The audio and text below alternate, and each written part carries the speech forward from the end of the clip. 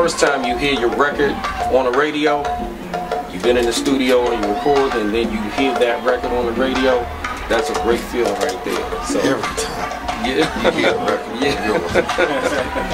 Yeah.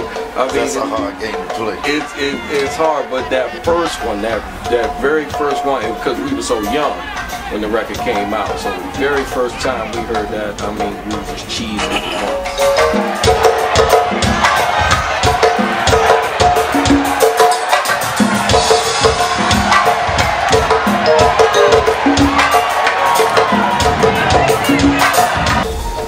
To turn everything into a business, make sure that we're paying our taxes and all of that, setting us up a payroll system. That helps us. That was part of the main reason that we've been able to sustain as long as we have, having halfway good business sense in order to, you know what and what not to do.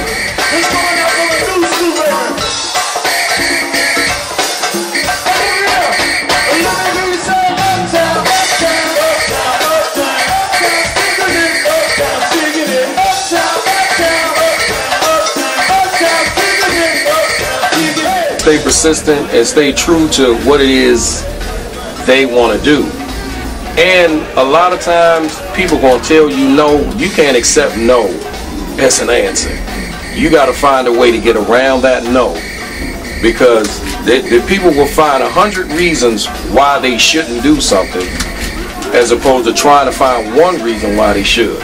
So you got to be able to endure all the negativity and the everybody closing their doors in your face, but at the end, when you win, it's great.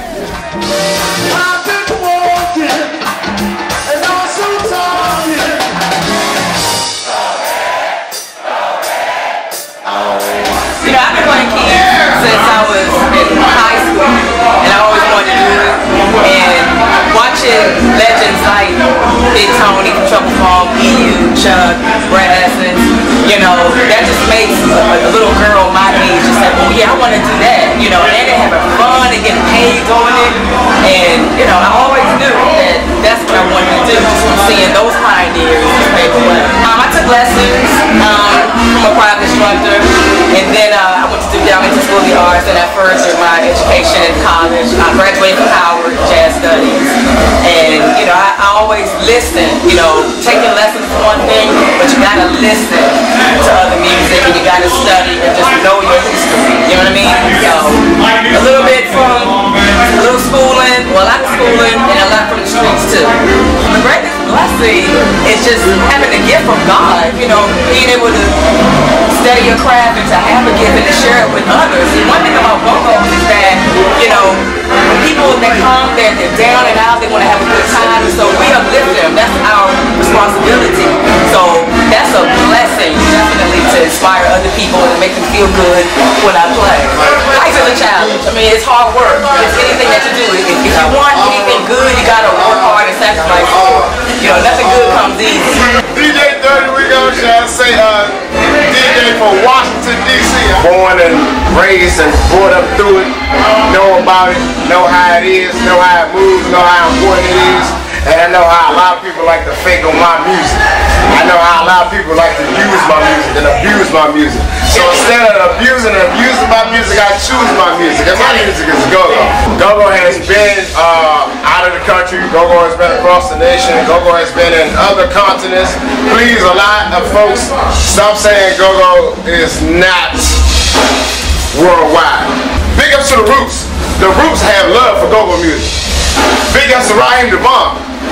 Love for go-go music. Big ups to Jill Scott, Lettucey. Big ups to, oh my God, I could keep naming, but if I go there, we'll be here all day and you'll run out of tape. You got pioneers like James Funk.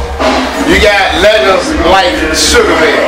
You got forefrontiers like Chuck Brown, who left this music for us to make grow. You got people like Lil Benny that you got to respect, because he was the helicopter, he was the foundation of playing a horn and being a lead talker. You got people like Killer Cow, one of my greatest friends, my brother, and one of the rappers in the game that can flip it and do not just go-go music, but hip-hop music, not just hip-hop music, but to give you a little instrumentation of what his voice is about. Listen to people that's saying something about this music. You got people like Genghis, Big G from the Backyard Band. Staying Alone got his own way. People like, I'm trying to tell you, it's like rapper, like Bugs from Junkyard. I can go, it's a list. You have to learn from the veterans. In order to be a veteran, in order to be respected in the lane of veterans, know who the veterans are.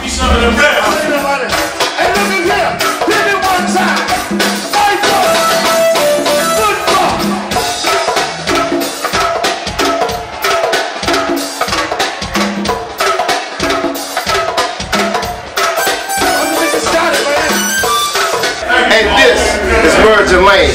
We like to merge a little bit. We like to get a whole lot straight. So therefore, fix your face. If you don't like what I said, write me a letter. I might get to you soon.